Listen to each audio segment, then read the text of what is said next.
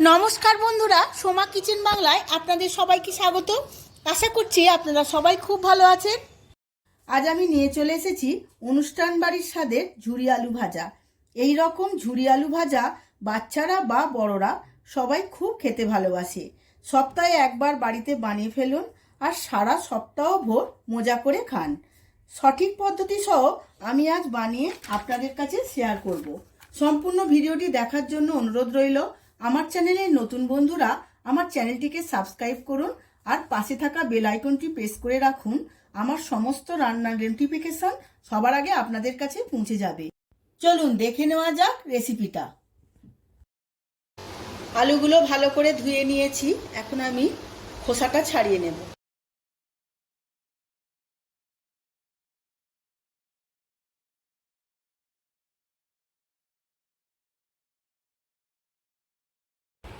আলুর সমস্ত খোসা ছাড়ানো হয়ে গেছে। আমি একটা স্টেনার নিয়ে নিয়েছি। স্টেনারের দুটো অংশ আছে, একটা বড় দিক, একটা ছোট দিক। এই ছোট দিকটা দিয়ে আমি আলুটা গ্রেট করে নেব। এরকমভাবে ওপর থেকে নিচে সম্পূর্ণ এরকম টানতে হবে, কেন একবার এরকম করলে ছোট ছোট গুঁড়ো হয়ে যাবে, এরকম লম্বা লম্বা হবে না। এইভাবে টানতে হবে।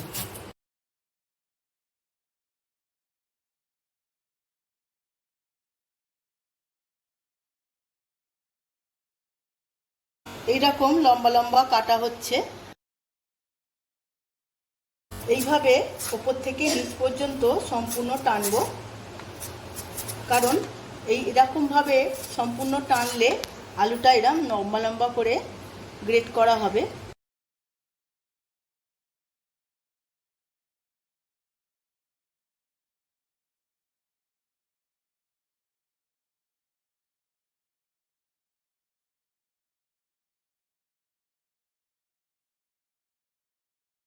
সমস্ত আলু আমার এইভাবে গ্রেট করা হয়ে গেছে।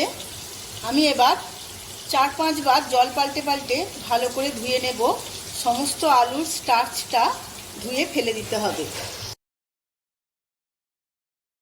আলুটা আমি 6 থেকে 7 বার জল পাল্টে পাল্টে ধুয়ে নিয়েছি।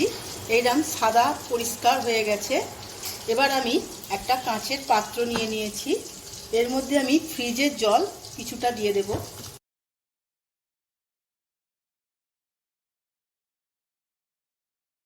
এই ঠান্ডা জলের মধ্যে আলুটা আমি দিয়ে দেব।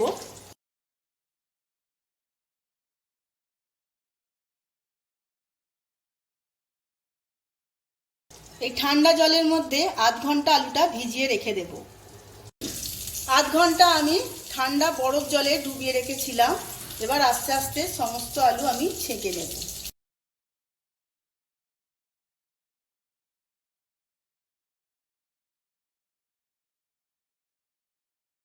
এইভাবে দু হাতের সাহায্যে এরম চেপে চেপে জলটা নিংড়ে নিতে হবে,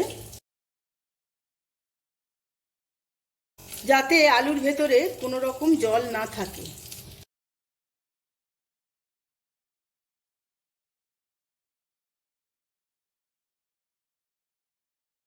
সমস্ত আলুটা আমি জল ঝরিয়ে নিয়েছি। এবার আমি সাদা কাপড়ের ওপর এইভাবে মেলে দেব।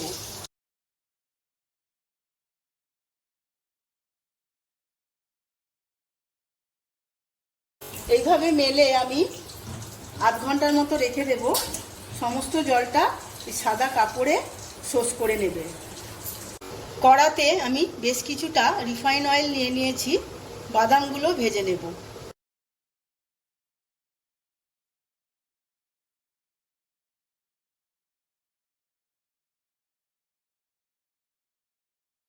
বাদামগুলো ভাজা হয়ে গেছে, এবার তুলে নেব।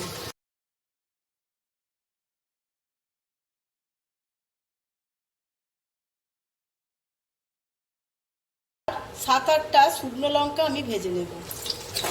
শুকনো লঙ্কাটা আমি ফাটিয়ে নিয়েছি।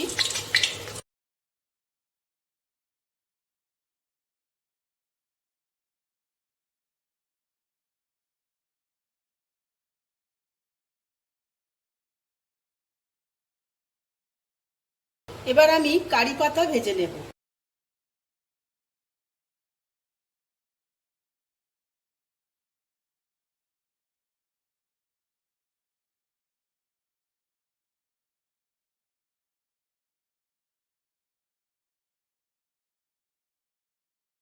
কারি পাতা, শুকনো লঙ্কা, বাদাম আমার ভাজা হয়ে গেছে। এবার ঝুড়ো আলু ভাজাগুলো আমি ভেজে নেব। গ্যাসের ফ্লেমটা হাইতে রেখে আমি আলুগুলো এবার ভেজে নেব।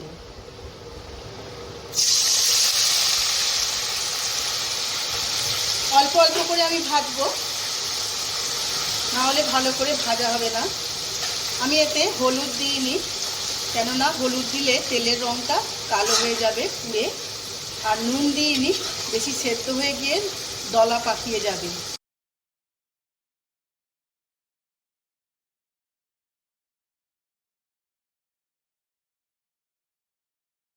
সমস্ত আলুটা আমি হাই ফ্লেমে রেখেই ভাজবো। এইভাবে সাঁচার সাহায্যে সমস্ত আলুটা নাড়িয়ে ভেজে নিতে হবে, নাহলে একদিকটা লাল হয়ে যাবে আর একদিকটা ভাজা হবে না। তাই এভাবে আমি সম্পূর্ণ নেড়ে নেড়ে ভেজে নেব।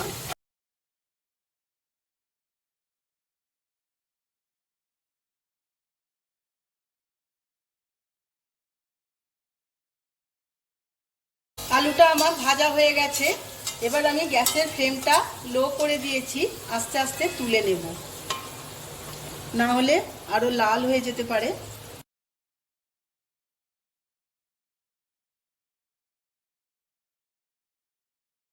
আমি সমস্ত আলুগুলো ভেজে নেব।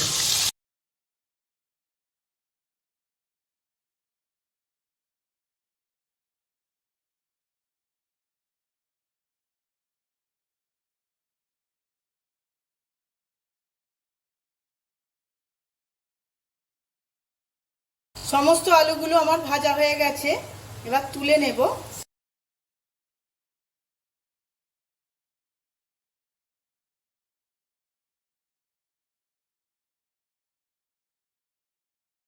ঝুরি আলু ভাজা স্টোর করার জন্য আমি একটা এয়ারটাইট কন্টেনার নিয়ে নিয়েছি। এইভাবে আমি 1 সপ্তাহ বা তারও বেশি স্টোর করে আলু ভাজাটা রাখতে পারবো।